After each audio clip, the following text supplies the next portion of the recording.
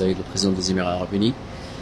As a businessman from the United Arab Emirates, I was honored to witness the historic signing in Ouagadougou. President Ibrahim Traoré's vision to open a direct gold and mineral trade corridor to Dubai marks a new era for Africa-Gulf relations.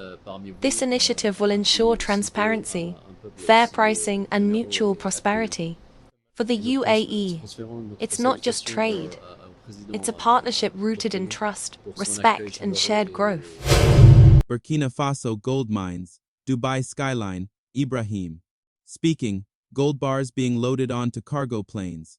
What if I told you that a single handshake between Burkina Faso's young revolutionary leader, Captain Ibrahim, and one of the world's richest nations has just created a trade highway made of gold? Yes, from the heart of Ouagadougou's red earth to the shimmering skyline of Dubai, a brand new gold and mineral trade corridor has been launched. And it's not just another deal on paper, this is a move that could redefine Africa's role in global trade. For decades, Burkina Faso's natural riches were siphoned away by former colonial powers, leaving behind empty promises and poverty. But today, is rewriting that story not for Europe's benefit, but for Burkina Faso, Africa, and Africans everywhere. Welcome to Afrique Vibe News, where we bring you the bold moves shaping Africa's future. And in today's episode, we're taking you deep inside the historic trade pact between Burkina Faso and the United Arab Emirates, a partnership that could unlock billions in revenue, strengthen Pan-African economic power, and break free from the chains of dependency on the West. This is more than trade. This is sovereignty in action. This is the sales gold turning into Africa's power. Cut to shots of gold ingots, Burkina Faso's mining towns. In military attire, cargo ships docking in Dubai. Stay with us till the end, because what you're about to hear will make you understand why this corridor could be the beginning of a new African economic map, one where Africa decides who gets access to its wealth. Burkina Faso is one of Africa's most resource-rich nations. Beneath its soil lies gold of extraordinary purity, manganese, zinc, copper, and untapped deposits of other minerals. For decades, the country ranked among the top gold producers in Africa, yet the average citizen saw almost no benefit. Historically, 90% of Burkina Faso's gold exports went to Europe, particularly Switzerland and France, where multinational companies refined and resold it for massive profits. These deals were often shrouded in secrecy, controlled by foreign corporations with little transparency. The result? Burkina Faso exported its wealth and imported poverty, but with its rise to power, that cycle is being dismantled. Why Dubai?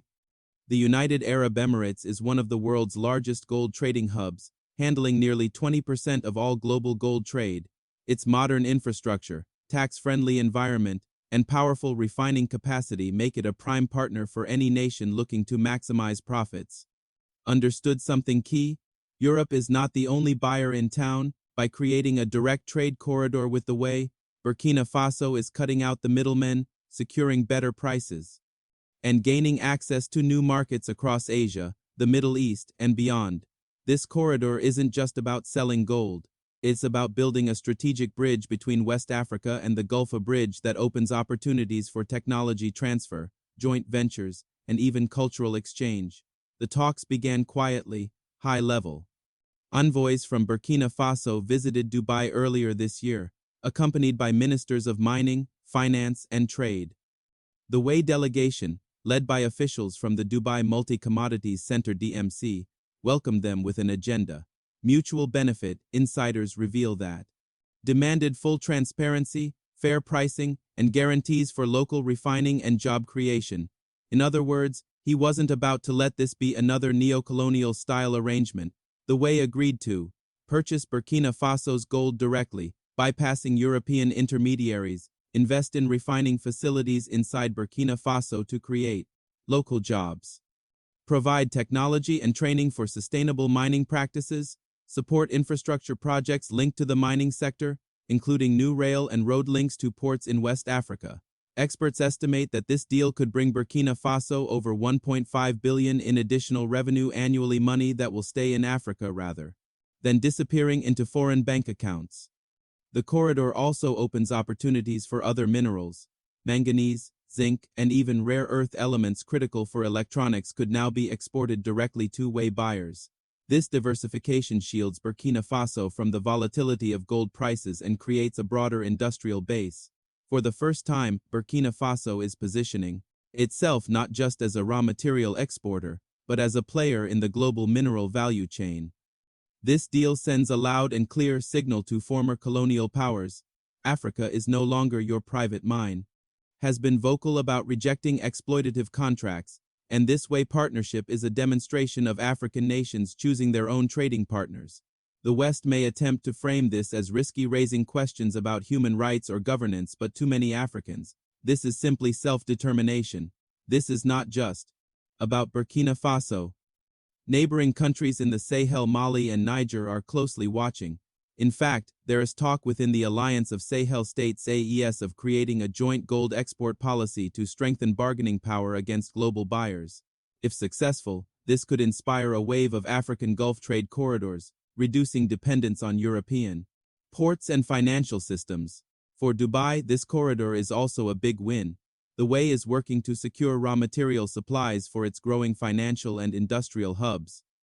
Partnering directly with African nations aligns with its Vision 2031 strategy to diversify its economy. Unlike Europe's colonial history in Africa, Dubai positions itself as a business partner, not a master. Whether this holds true long-term will depend on how fairly the way honors its promises. Part of the agreement includes a modern logistics chain from Ouagadougou to Gulf ports. Plans are underway to improve Burkina Faso's connections to coastal countries, possibly through partnerships with Ghana and Togo for port access. There's even speculation about a dedicated air cargo route for high-value shipments like gold, bypassing slow sea transport. A miner from says, "Before we mined, but the gold left the country, and we saw nothing. Now, maybe our work will build schools and hospitals here, eh?"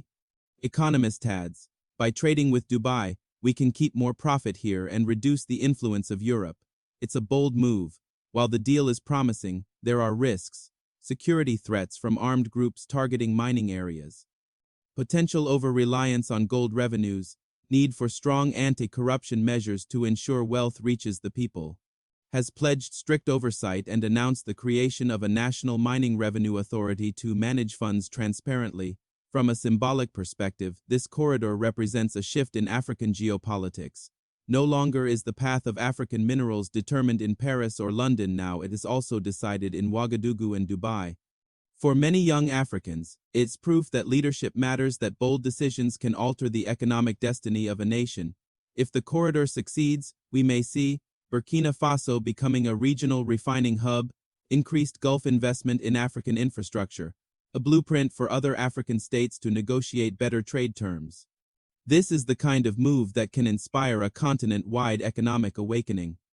From the dusty goldfields of the Sahel to the gleaming towers of Dubai, a new chapter in African trade is being written, and at the center of it all is a young leader who refuses to let his nation's wealth be stolen any longer. This corridor is more than metal and minerals. It's about freedom, dignity, and control over our own resources. Here at AfricVibe News, we will keep following this story as it unfolds, because the future of Africa is being built right now, one bold deal at a time.